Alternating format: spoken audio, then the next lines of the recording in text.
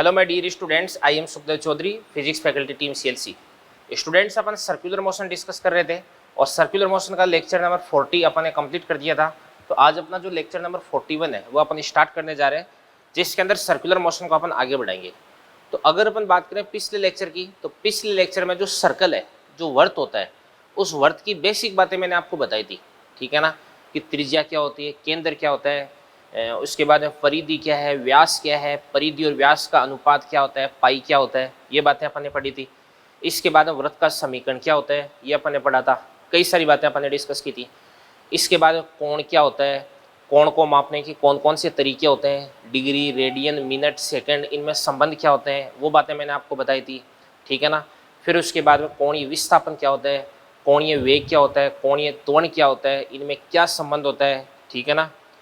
किसका अवकलन करने से क्या मिलेगा और किसका समाकलन करने से क्या मिलेगा, किस ग्राफ की ढाल पता कर, किस ग्राफ की ढाल किसको रिप्रेजेंट करती है और किस ग्राफ का एरिया किसको रिप्रेजेंट करता है, ये बातें अपनी हुई थी। ठीक है ना। इसके बाद में कोणीय विस्थापन, कोणीय वेग और कोणीय त्वरण, इनकी डायरेक्शन है, उसके बारे में अपन ने डिस्कशन किया था। दिशा के बारे में अपन ने पढ़ा था। और इसके बाद में रेखीय राशियों और कोणीय राशियों के मध्य जो संबंध है, वो रिलेशन अपन ने पढ़ा था। ठीक है। तो आज इस लेक्चर के अंदर में 3 क्वेश्चंस हैं, ये लिखे हुए आपके सामने बोर्ड पे। इनके साथ में आज की मैं स्टार्टिंग करता हूँ, फिर अपन आगे बढ़ेंगे। तो देखो, कई सारी चीज़ें मैं आपको आज के लेक्चर में पढ़ाने वाला हूँ, तो देखते जाइएगा। सबसे पहला क्वेश्चन है कि ओमेगा बराबर कितना देगा आपके पास, 3t - 6 रेडियन पर सेकेंड। तो t बराबर 4 सेकंड पर आपको थीटा पता करना है अभी। तो सबसे पहली बात है कि आपके पास ओमेगा है और आपको थीटा चाहिए, तो आपको क्या करना पड़ेगा, समाकलन। तो अपन लिख देंगे, ध्यान से देखना। देखो कि थीटा बराबर कितना होता है आपके पास, ओमेगा dt, और t1 से लेकर के कहाँ तक, t2 तक। तो ये आपके पास है थीटा बराबर ओमेगा कितना देगा आपके पास है 3t माइनस क्या देगा आपके पास है 6। ठीक है ना, इंटू dt। और टाइम कितना देगा आपके पास है 0 से लेकर के 4 सेकंड तक। 4 सेकंड की बात कर रहे हैं ना, तो यहाँ से आपके पास में क्या देगा, थीटा बराबर 3 का कितना देगा आपके पास है 3, और टी का कितना होता है t²/2, तो 3/2 ये आपके पास है t²। 0 से लेकर के 4 माइनस क्या देगा आपके पास है 6, dt का क्या देगा आपके पास है t। 0 से लेकर के 4। इसके बाद ध्यान से t², t की जगह अपन क्या पुट कर देंगे, 4, 4 का स्क्वायर कितना देगा आपके पास है 16। ठीक है ना। 16/2 कितना देगा आपके पास 8, और 8 × 3 कितना देगा आपके पास 24। ठीक है ना। देख लो एक बार दोबारा से, 4 का स्क्वायर 16, 16/2 कितना देगा आपके पास 8, 8 × 3 कितना देगा आपके पास 24 हो जाएगा। माइनस की बात करते हैं 6, और 6 टी की जगह अपन 4 कर देंगे, 6 × 4 कितना देगा आपके पास है 24। तो 24 - 24 बराबर कितना देगा आपके पास है 0। तो इसका मतलब यह कि 4 सेकंड पर इसका जो थीटा है वो कितना मिलेगा आपको, 0 मिलेगा। तो कैसे मिलेगा थीटा 0, इसके अंदर अपन t बराबर 1 पुट करते हैं। देखो ध्यान से, सबसे पहले t बराबर 0 पुट करो, तो ओमेगा बराबर कितना देगा -6। फिर अपन क्या पुट करते हैं, 1 पुट करते हैं, तो 1 पुट कर दिए क्या देगा आपके पास है 3 - 6 कितना देगा -3। फिर 2 फुट करते हैं, 2 फुट करते हैं कितना देगा आपके पास में 0। फिर 3 फुट करते हैं तो 9 - 6 कितना देगा आपके पास है 3। फिर 4 फुट करते हैं कितना देगा आपके पास है +6। तो कोणीय वेग है पहले तो क्या है नेगेटिव है, और फिर उसके बाद 0 होता है, फिर उसके बाद कोणीय वेग क्या हो जाता है आपके पास में पॉजिटिव हो जाता है। यानी पहले तो क्या होता है अभी, कोई भी जैसे मतलब ये पहिया है, ये उल्टा घूम रहा है, तो 2 सेकंड तक ये उल्टा घूमता है, 2 सेकंड पर ये रेस्ट में आता है, विरामावस्था में आता है, और उसके बाद में ये वापस इस प्रकार से सीधा घूमने लग जाता है। तो पहले 2 सेकंड में इसने नेगेटिव डायरेक्शन जितना एंगल है वो रोटेट किया है, अगले 2 सेकंड में पॉजिटिव डायरेक्शन उतना एंगल रोटेट कर देगा। तो अल्टीमेटली आपके पास नेट जो एंगल है, आपके पास जो कुल कोण है वो कितना प्राप्त हो जाएगा, 0 प्राप्त हो जाएगा अभी। ठीक है ना। इसी प्रकार से क्वेश्चन है थीटा बराबर 8t - t²। तो विरामावस्था में आने से पूर्व काटे गए चक्रों की संख्या आपको यहाँ पे पूछी जा रही है। ठीक है ना। तो विरामावस्था आने का मतलब क्या होता है, अभी विरामावस्था आने का मतलब होता है कि ओमेगा बराबर 0 करना आपको। ठीक है ना। तो ओमेगा बराबर कितना होता है आपके पास d theta upon d t, तो d theta upon d t हो गया। तो कितना हो जाएगा आपके पास, 80 का कितना हो जाएगा 8 माइनस टी स्क्वायर का कितना होता है आपके पास 2t, और इसको अपन क्या कर देंगे 0 कर देंगे। तो 8 बराबर कितना हो जाएगा 2t, तो t बराबर कितना हो जाएगा आपके पास है 4 सेकंड। तो t बराबर 4 सेकंड पर ये रेस्ट में आता है, ठीक है ना। इसके बाद में t बराबर 0 पर थीटा 1 बराबर कितना हो जाएगा आपके पास में, तो 0। और इसके बाद में t बराबर 4 पर थीटा 2 बराबर कितना हो जाएगा, t बराबर कितना पुट कर देंगे 4, तो 4 पुट कर देंगे तो 8 इंटू 4 कितना हो जाएगा आपके पास 32, माइनस 4 का स्क्वायर कितना हो जाएगा आपके पास 16, तो 32 माइनस 16 बराबर कितना हो जाएगा आपके पास 16। तो डेल्टा थीटा बराबर कितना हो जाएगा बताओ 16 माइनस 0 कितना हो जाएगा आपके पास 16, और थीटा बराबर कितना होता है आपके पास 2 पाई इंटू एन हो जाएगा। तो यहां से आपके पास एन बराबर कितना हो जाएगा 8 अपॉन पाई चक्कर। आपको काटे गए चक्रों की संख्या पूछ रहा है ना, तो 2 पाई एन के बराबर कर देंगे। अगला क्वेश्चन इंटरेस्टिंग क्वेश्चन है। एक तो अपने पास में जो घड़ी होती है उसकी मिनट वाली सुई, सेकंड वाली सुई और घंटे वाली सुई है, इनका कोणीय वेग आपको मालूम करना है। अभी तो कैसे मालूम करते हैं, ध्यान से देखना। देखो अपन जानते हैं कि कोणीय वेग ओमेगा बराबर क्या होता है आपके पास थीटा अपॉन टी। अगर अपन एक पूरे चक्कर की बात करते हैं तो एक पूरे चक्कर काटने में इसका कोण कितना हो जाएगा, थीटा बराबर 2 पाई हो जाएगा। कितना हो जाएगा 2 पाई। और एक पूरा चक्कर काटने में लगने वाला जो समय है, इस समय को अपन बोलते हैं आवर्तकाल, और आवर्तकाल को अपन लिखते हैं किससे, कैपिटल टी से लिखते हैं। तो थीटा कितना देगा आपके पास 2 पाई, और आवर्तकाल कितना देगा आपके पास कैपिटल टी। तो ये तो आपके पास ओमेगा हो गया। अभी ओमेगा का फॉर्मूला हो गया। यहाँ पर टी क्या होता है, अभी आवर्तकाल होता है।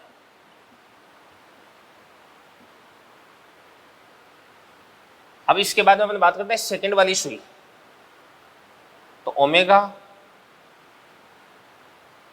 सेकंड वाली सुई का ओमेगा बराबर कितना हो जाएगा आपके पास 2 पाई का 2 पाई बटे टी। सेकंड वाली सुई को अपना एक चक्कर पूरा काटने में कितना समय लगता है, अभी 60 सेकंड। कितना टाइम लगता है 60 सेकंड। तो ये आपके पास हो जाएगा 60। इसको अपन क्या लिख सकते हैं, पाई बटे 30 रेडियन पर सेकेंड। इसके बाद है मिनट वाली सुई। तो ओमेगा मिनट बराबर कितना देगा आपके पास 2 पाई बटे टी। आपको मालूम है कि मिनट वाली सुई है वो 1 घंटे में अपना एक चक्कर पूरा काटती है। तो 1 घंटे का मतलब क्या हो जाएगा 60 मिनट इंटू 60 सेकेंड। तो 2 पाई बटे कितना हो जाएगा 3600, तो पाई बटे 1800 रेडियन पर सेकेंड हो जाएगा अभी। और इसी प्रकार से अगर आपको घंटे वाली सुई है, इसका कोणीय वेग निकालना है, तो अपन लिख देंगे ओमेगा और बराबर कितना देगा आपके पास 2 पाई बटे टी। घंटे वाली सुई है, आपको पता है जैसे 12 बजे में, तो जब रात के 12 बजेंगे तब ये एक चक्कर अपना पूरा काट लेगी। तो 12 घंटे में ये अपना एक चक्कर पूरा काटती है। तो कितना देगा आपके पास है 12 घंटे 60 मिनट और 60 सेकेंड हो गया। तो इसको अपन सॉल्व कर देंगे तो ये आपके पास हो जाएगा रेडियन पर सेकेंड में। तो इस प्रकार से कोणीय वेग उसकी अपन कैलकुलेशन कर सकते हैं। तो इन तीनों क्वेश्चंस को आप अच्छे से नोट करें। आगे बढ़ते हैं फिर अपन। तो देखिए बच्चों, वन डायमेंशनल मोशन यानी 1D के अंदर अपन ने जिस टाइप के क्वेश्चंस पढ़े वो सारी की सारी टाइप के क्वेश्चंस है वो सर्कुलर मोशन में भी बन सकते हैं। और 1D के अंदर अपन ने गति की समीकरणें भी पढ़ी थी, तो यहाँ पर भी अपन गति की समीकरणें पढ़ सकते हैं, ठीक है ना। तो मैं आपको पढ़ाता हूँ गति की समीकरणें। गति की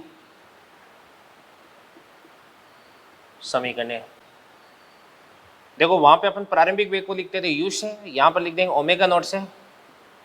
तो ये हो जाएगा आपके पास प्रारंभिक कोणीय वेग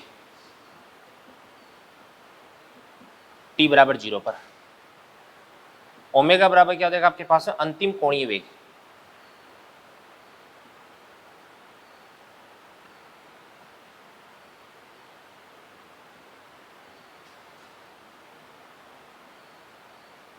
ये हो जाएगा टी समय पर।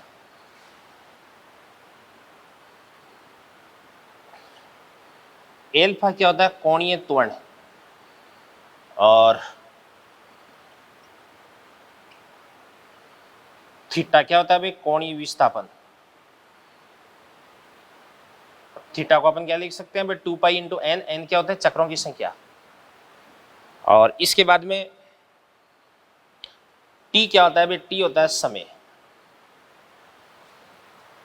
तो पहली समीकरण अगर अपन बात करते हैं फर्स्ट की, तो अपन जानते हैं कि v बराबर क्या होता है, u प्लस टी। तो यहां पर हो जाएगा आपके पास ओमेगा बराबर omega naught plus alpha T. इसके बाद में दूसरी समीकरण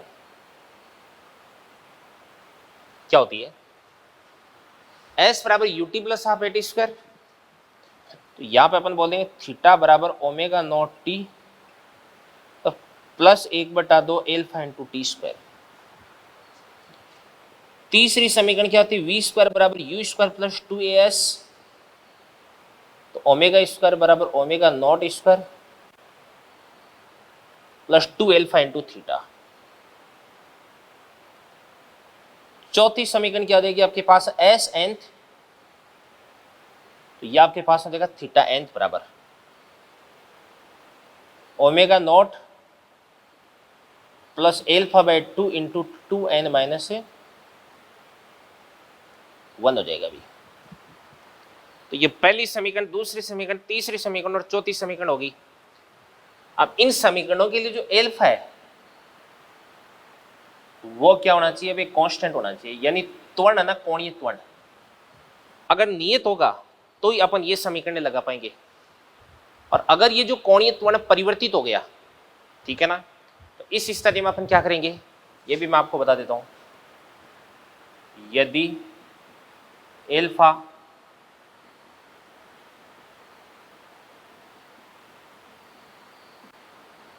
परिवर्तित हो रहा है तो एल्फा बराबर कितना देगा आपके पास, d omega upon d t बराबर कितना देगा आपके पास, d square theta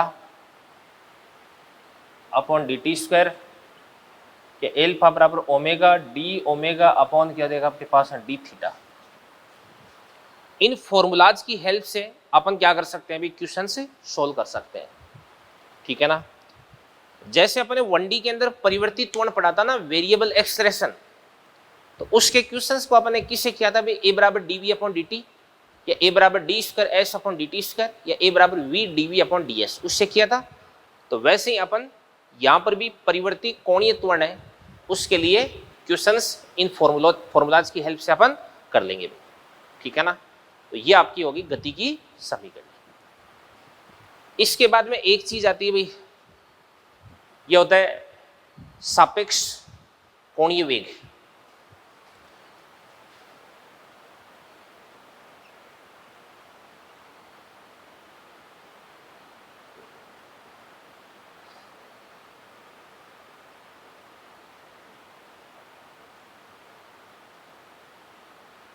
relative angular velocity,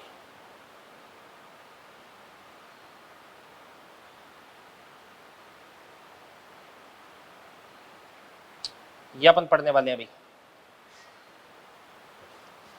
सापेक्ष कोणीय वेग, तो क्या करते हैं इसके अंदर अपन, ध्यान से देखना, देखो सापेक्ष कोणीय वेग यानी ये रिलेटिव हो गया, तो ये अपन कैसे देखते हैं, देखो ध्यान से। जैसे ए का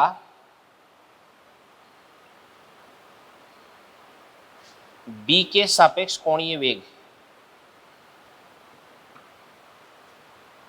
बराबर क्या हो जाएगा आपके पास में, ए का बी के सापेक्ष कोणीय वेग, इसको अपन क्या लिख सकते हैं अभी, बराबर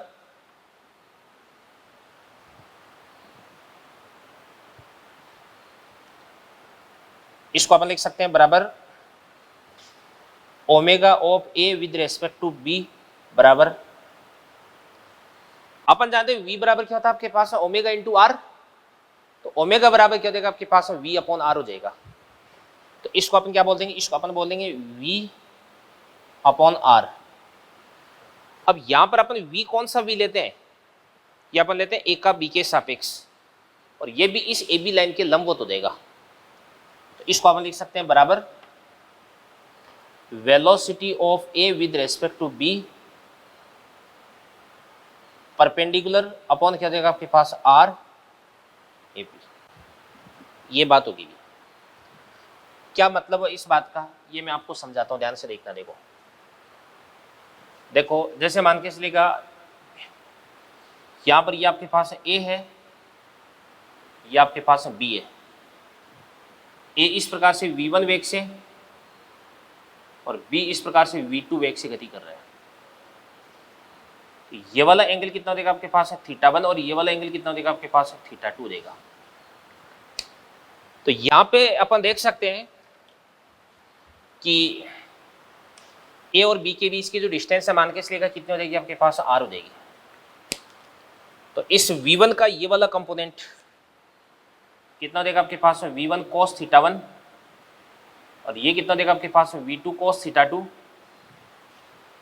अब यहां पर v1 और v2 के इस AB लाइन के अनुदिश जो घटक आ रहे हैं वो घटक कोणीय वेग में कोई कंट्रीब्यूशन नहीं रखते हैं, ठीक है ना। इसका अपन इधर की तरफ कंपोनेंट ले लेंगे। इसका इधर की तरफ कंपोनेंट कितना देगा आपके पास में v1 sin θ1, और ये आपके पास में क्या देगा आपके पास है v2 sin θ2। अब आपको निकालना है omega of a with respect to b बराबर क्या हो जाएगा, ए का बी के सापेक्ष वेग वी ए बी, ए का बी के सापेक्ष परपेंडिकुलर, यानी इस ए बी लाइन के अनुदिश नहीं, ए बी लाइन के लंबवत।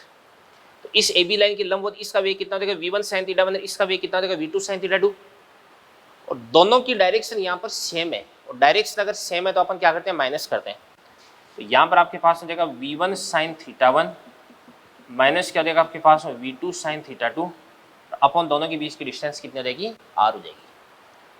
और इसी प्रकार से अगर अपन जैसे मान के चलेगा ये आपके पास a हो गया, ये b हो गया, ये v1, ये θ1, ये इस प्रकार से v2, ये आपके पास है θ2, दोनों के बीच की डिस्टेंस r होगी।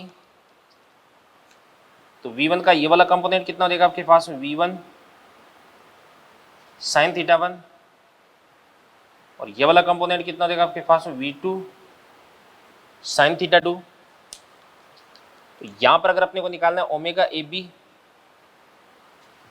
बराबर क्या हो जाएगा, ध्यान से देखना। देखो यहां पर v1 का ए बी लाइन के लंबवत घटक क्या हो जाएगा आपके पास v1 sin θ1, और b का इस ए बी लाइन के लंबवत घटक क्या हो जाएगा v2 sin θ2, ठीक है ना। और यहाँ पर v1 sin θ1 और v2 sin θ2 एक दूसरे के अपोजिट है, और अपोजिट है तो सापेक्ष गति में अपन दोनों को क्या करते हैं जोड़ते हैं। तो ये आपके पास हो जाएगा v1 sin θ1 और प्लस क्या हो जाएगा आपके पास v2 sin θ2 अपॉन डिस्टेंस कितनी हो जाएगी आपके पास r हो जाएगी, ठीक है ना। तो इस प्रकार से अपन क्या कर सकते हैं, अभी जो सापेक्ष कोणीय वेग है वो अपन ज्ञात कर सकते हैं भाई। तो सापेक्ष कोणीय वेग में एक दो बातें मेरे को और बतानी है, तो इन चीज़ों को एक बार आप अच्छे से नोट करें, फिर अपन आगे बढ़ते हैं भाई। चलो सापेक्ष कोणीय वेग के अंदर एक चीज़ मैं आपको और बताता हूँ, देखो ध्यान से। देखो मान के चलिएगा दो पार्टिकल हैं जो कि इस प्रकार से वर्ताकार गति कर रहे हैं।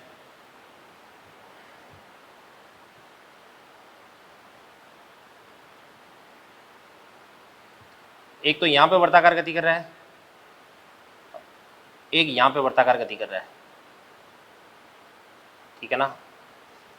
तो यहाँ पे ये वाला पार्टिकल हो जाएगा आपके पास है A, और इस पार्टिकल को अपन बोल देंगे B। तो इस एक की जो वर्ताकार पथ की त्रिज्या है उसको अपन बोल देंगे R1, और इसको अपन बोल देंगे R2 बोल देंगे। अब मान के इसलिए यहाँ पर जो A है ना वो तो इस प्रकार से इधर की तरफ गति कर रहा है, किससे भाई V1 से, और B इधर की तरफ गति कर रहा है किससे V2 से गति कर रहा है, ठीक है ना।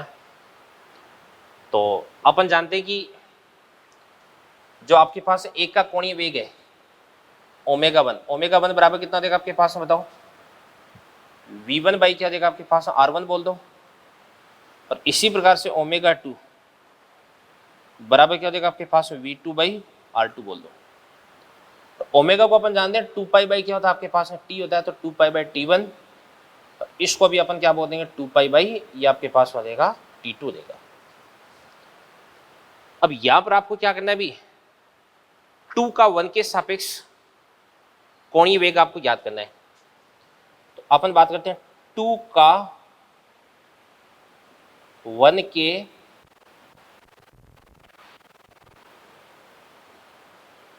सापेक्ष कोणीय वेग, तो क्या देगा आपके पास में, ध्यान से देखना, देखो ओमेगा 21 बराबर,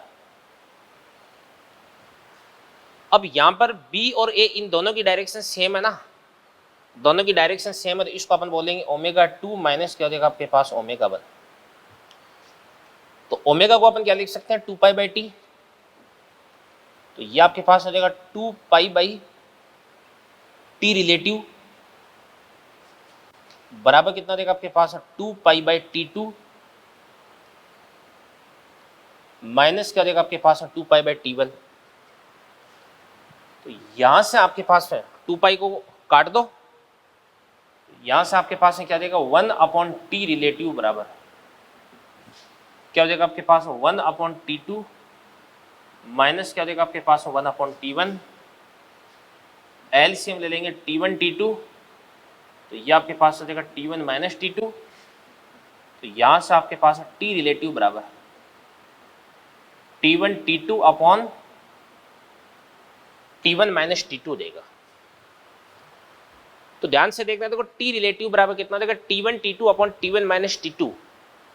अब ये तो कब हो रहा है, ये तो तब हो रहा है जब दोनों सेम डायरेक्शन में गति कर रहे हैं, या तो दोनों क्लॉकवाइज गति कर रहे हैं या दोनों एंटी क्लॉकवाइज गति कर रहे हैं।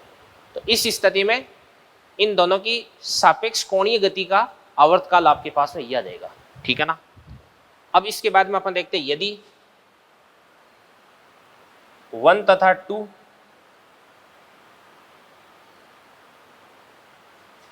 विपरीत दिशा में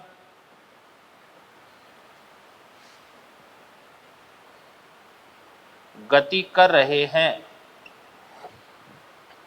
तो अपोजिट डायरेक्शन में अगर गति कर रहे हैं तो सीधी सी बात है ये दोनों ऐड हो जाएंगे।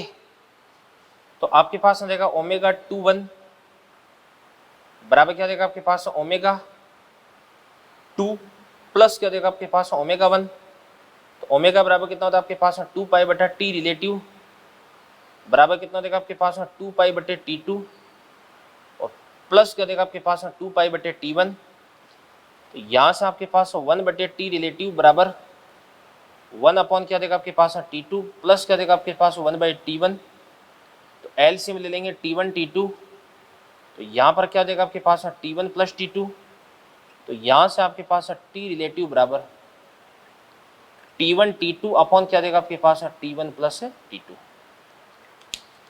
तो देखिएगा ध्यान से देखो, अगर दोनों सेम डायरेक्शन में गति कर रहे हैं तो जो सापेक्ष आवर्तकाल आपके पास यह देगा, और अगर दोनों अपोजिट डायरेक्शन में गति कर रहे हैं तो इस स्थिति में सापेक्ष गति का जो आवर्तकाल है यह देगा, ठीक है ना। ये चीज होगी भी। इसके बाद में अपन बढ़ते हैं, आगे बढ़ते हैं। देखो तो चलिए इसके बाद में अपन एक क्वेश्चन देखते हैं, ध्यान से देखते हैं क्वेश्चन क्या करे। क्वेश्चन ये कह रहा है कि कोई भी एक उपग्रह भूमध्य रेखीय तल में ग्रह के चारों ओर घूम रहा है। किस तल में? भूमध्य रेखीय तल में एक ग्रह के चारों ओर घूम रहा है। ग्रह के समान व विपरीत दिशा में घूमने पर भूमध्य रेखा पर स्थित किसी प्रेक्षक को एक क्रम से 12 घंटे और 6 घंटे पश्चात दिखाई देता है।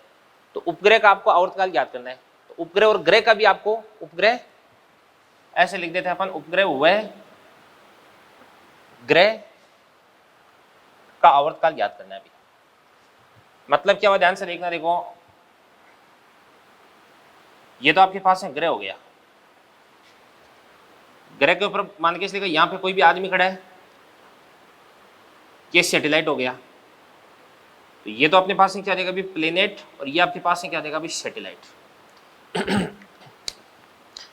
अब मान के चलेगा ध्यान से, ये जो प्लेनेट है इस प्रकार से यूं गति कर रहा है, तो ये जो सैटेलाइट है ये भी इस प्रकार से यूं गति कर रहा है। दोनों अगर समान दिशा में गति करेंगे तो अभी दोनों एक दूसरे को ओवरहेड कर रहे हैं, समान दिशा में गति करेंगे तो एग्जैक्ट 12 घंटे बाद में है ना, ध्यान से देखना, देखो ये इसके सिर के ऊपर आ जाएगा। अभी एग्जैक्ट 12 घंटे बाद में ये वापस इसके सिर पर आ जाएगा। तो अपन बात करते हैं सॉल्यूशन में। अगर ये दोनों गति करते हैं समान दिशा में तो इस स्थिति में ओमेगा रिलेटिव बराबर क्या देगा आपके पास, ओमेगा 1 माइनस क्या देगा आपके पास, ओमेगा 2। सही बात है ना। तो ओमेगा बराबर कितना होता है 2 पाई बटे टी, तो 2 पाई को कॉमन लेकर के काट देंगे, पहले मैं आपको बता चुका हूं। तो बराबर कितना देगा आपके पास 2 पाई बटे, 2 पाई को तो काट ही दिया ना, तो कितना देगा आपके पास 1/12 बराबर 12 घंटे बाद में ओमेगा 1 कितना देगा आपके पास 2 पाई बटे T1, तो कितना देगा आपके पास 1/T1 माइनस क्या देगा आपके पास 1/T2। 1 तो किसका ले रहे हैं भाई, इसका, और 2 किसको बोल रहे हैं, इसको बोल रहे हैं अपन। और यदि विपरीत दिशा में गति करते हैं तो ये आपके पास इक्वेशन नंबर 1 हो गया।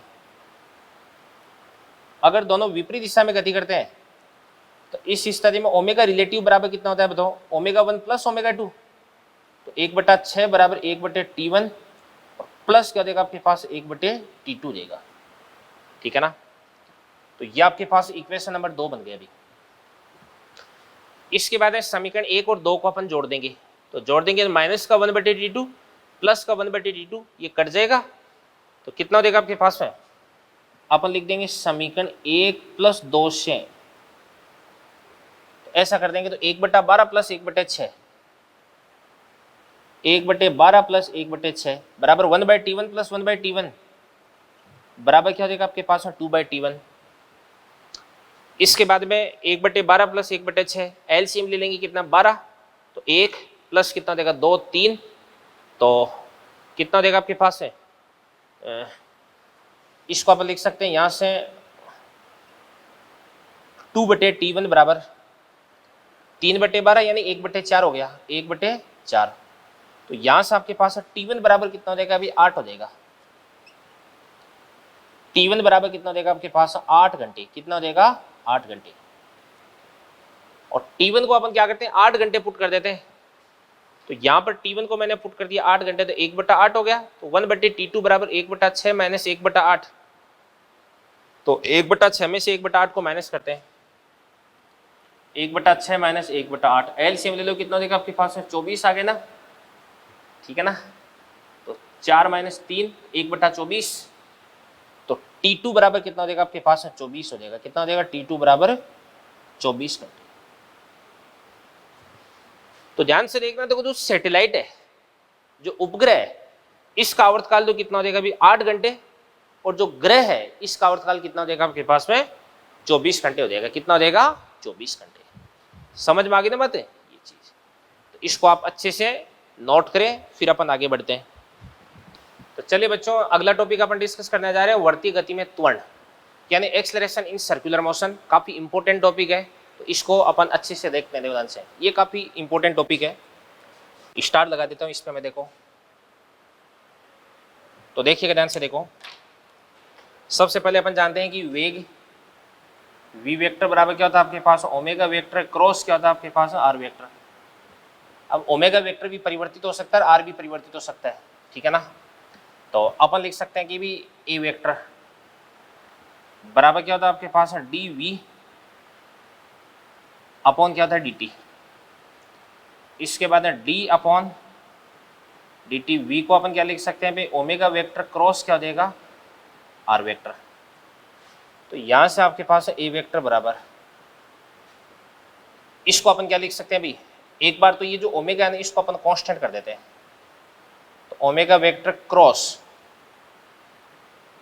डी आर अपॉन क्या हो जाएगा आपके पास है डी टी, और प्लस इसके बाद में अपन क्या कर सकते हैं अभी, एक बार ओमेगा का अपन अवकलन कर देते हैं, डी ओमेगा बटे डी टी इंटू क्या हो जाएगा आपके पास आर वेक्टर हो जाएगा। ये बात होगी भी। तो यहां से आपके पास ए वेक्टर बराबर क्या हो जाएगा, ओमेगा वेक्टर को तो अपन क्या लिख देंगे, omega vector cross D R by D T, D R by D T को अपन क्या लिख सकते हैं, वी। तो ओमेगा वेक्टर क्रॉस क्या देगा आपके पास में, वी वेक्टर हो गया, और प्लस इसके बाद D omega by D T, इसको अपन क्या लिख सकते हैं अभी, एल्फा। तो ये आपके पास हो जाएगा एल्फा वेक्टर क्रॉस क्या हो जाएगा आपके पास में, आर वेक्टर।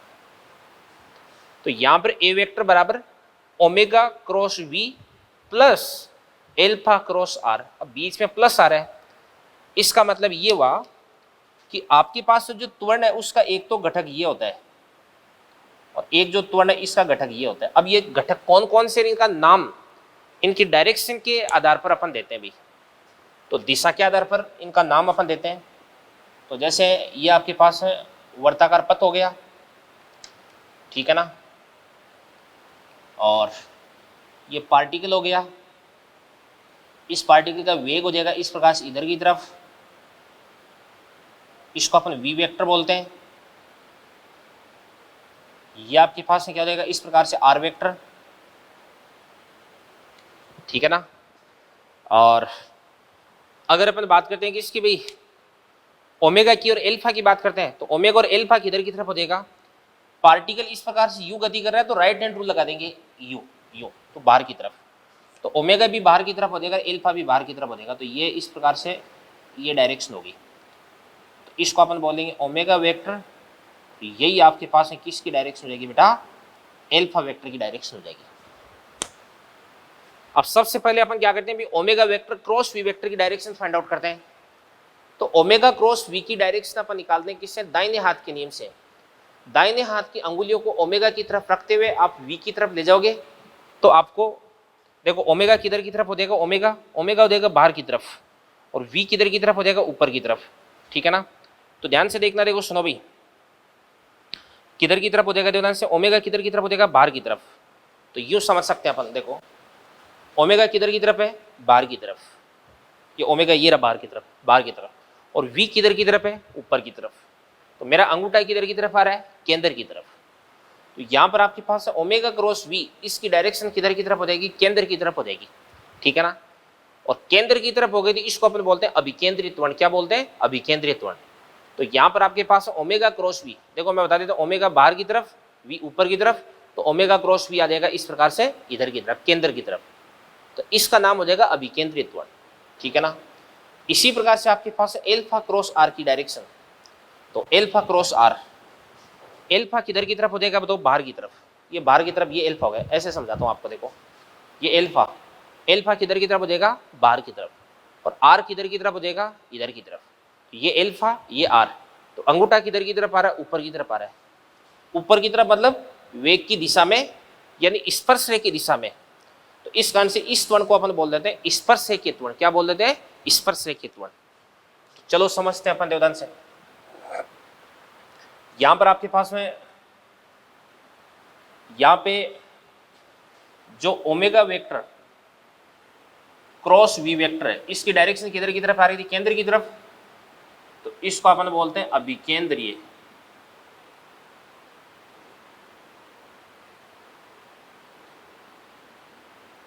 अभिकेंद्रीय त्वरण।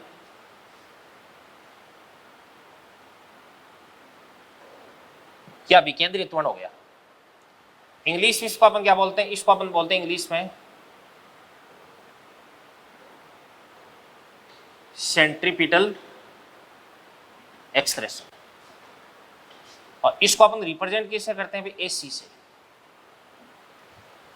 अभिकेंद्रीय त्वरण हो गया अभी। अब यहां पर जो अभिकेंद्रीय त्वरण है, इसकी डायरेक्शन किधर की तरफ होती है, केंद्र की तरफ होती है। तो एसी है इसकी दिशा।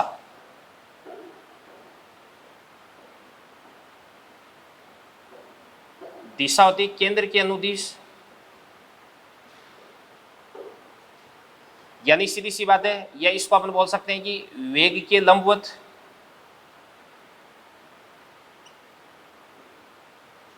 वेग के लंबवत दिशा होगी।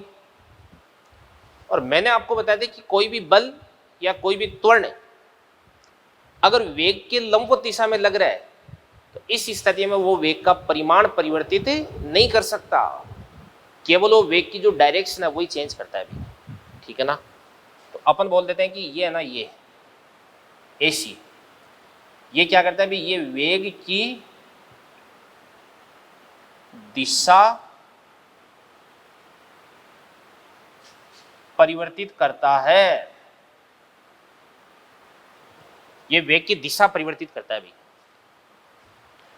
तो ध्यान से देखना, देखो जो अभिकेंद्रिय त्वरण है, मैं आपको बता देता हूं, इसकी डायरेक्शन केंद्र के अनुदिश होती है, और ये क्या करता है, वेग की दिशा परिवर्तित करता है। अब वेग की दिशा कैसे परिवर्तित करता है, अगर भाई यहां पर खड़ा होकर के देखता हूं तो यहां पे वेग इधर की तरफ हो जाएगा, जब पार्टिकल यहां पर पहुंचेगा तो इसका वेग इधर की तरफ हो जाएगा, जब पार्टिकल यहां पे पहुंचेगा तो इसका वेग इधर की तरफ हो जाएगा, जब पार्टिकल यहां पर पहुंचेगा तो इसका वेग इधर की तरफ हो जाएगा, जब पार्टिकल यहां पर पहुंचेगा तो इसका वेग इधर की तरफ हो जाएगा, यहां पर पहुंचेगा तो इसका वेग इस प्रकार से इधर की तरफ हो जाएगा, यहां पर पहुंचेगा तो इसका वेग है वो इस प्रकार से इधर की तरफ हो जाएगा। तो जैसे जैसे पार्टिकल गति कर रहा है, इसके वेग की दिशा लगातार चेंज हो रही है। अगर वेग की दिशा परिवर्तित नहीं होती तब तो ये सरल रेखीय पथ पर गति करता। वर्ताकार गति में वेग की दिशा हमेशा चेंज हो रही है, और वेग की दिशा को चेंज करने का काम कौन करता है बेटा, अभिकेंद्रित त्वरण करता है। ठीक है ना। इसके बाद में अपने बात करते हैं ध्यान से, अपना एल्फा क्रॉस आर, यहां पर आपके पास जो alpha vector cross are vector है, इसका नाम क्या हो जाएगा, इसका नाम हो जाएगा स्पर्शरेखीय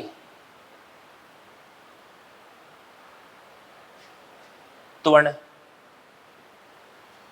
यानी इसको अपन क्या बोलते हैं, इसको अपन बोलते हैं टेंजेंशियल एक्सलेरेशन। ये आपके पास स्पर्शरेखीय त्वरण हो गया, यानी टेंजेंशियल एक्सलेरेशन हो गया भी। और इसको अपन क्या बोल सकते हैं, इसको अपन बोल सकते हैं एटी वेक्टर बोल सकते हैं। क्या बोल सकते हैं, एटी वेक्टर। तो एटी वेक्टर बराबर क्या होता है, आपके पास alpha vector cross are vector होता है। तो ये आपके पास हो जाएगा स्पर्शरेखीय त्वरण। अब इसकी जो दिशा है, इसकी दिशा किधर की तरफ हो जाएगी, ध्यान से देखना, देखो स्पर्श रेखा के अनुदिश, स्पर्श रेखा के अनुदिश यानी ये ना, या इसको अपन क्या बोल सकते हैं अभी, या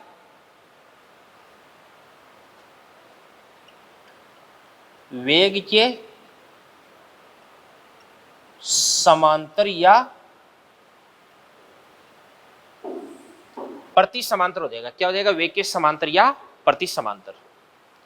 और इसका काम क्या होता है, इसका एटी का काम क्या होता है, पर ध्यान से देखना, देखो कोई भी त्वरण अगर वेग के समांतर हो गया, यानी वेग की दिशा में हो गया, तो ये वेग के परिमाण को बढ़ाएगा, और अगर प्रति समांतर हो गया तो वेग के परिमाण को घटाएगा। तो ये क्या करता है अभी, ये वेग के परिमाण को परिवर्तित करता है। तो ये क्या करता है अभी, वेग के परिमाण को परिवर्तित करता है। क्या करता है, वेग के परिमाण को परिवर्तित करता है।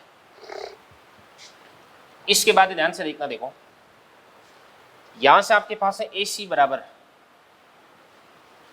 AC बराबर क्या होता है, ओमेगा क्रॉस V। तो क्या बन जाएगा आपके पास, ओमेगा V साइन थीटा।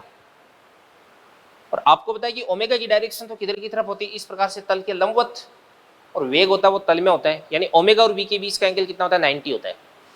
और साइन 90 की वैल्यू कितनी होती है, 1 होती है। तो AC बराबर कितना देगा आपके पास, ओमेगा V साइन 90, साइन 90 कितना होता है, 1 होता है। तो AC बराबर कितना देगा आपके पास, ओमेगा इंटू V।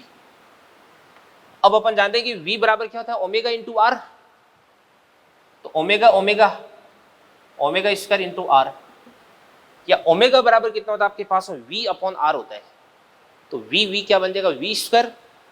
तो AC बराबर क्या देगा आपके पास, V स्क्वायर अपॉन R हो जाएगा भी। ठीक है ना। और अगर अपन बात करते हैं अभिकेंद्रीय बल, अभिकेंद्रीय बल, तो ये आपके पास FC बराबर कितना देगा आपके पास, M omega square into R, या क्या देगा आपके पास, M V स्क्वायर बटे R। यह अभिकेंद्रीय बल हो गया। इसी प्रकार से यदि अपन बात करते हैं इसकी AT की बात करते हैं, AT, तो क्या देगा आपके पास, AT बराबर, ये क्या बन जाएगा आपके पास में, ध्यान से देखना, तो एल्फा। तो एल्फा को अपन क्या लिख सकते हैं बताओ, एल्फा को अपन लिख सकते हैं D ओमेगा अपॉन DT।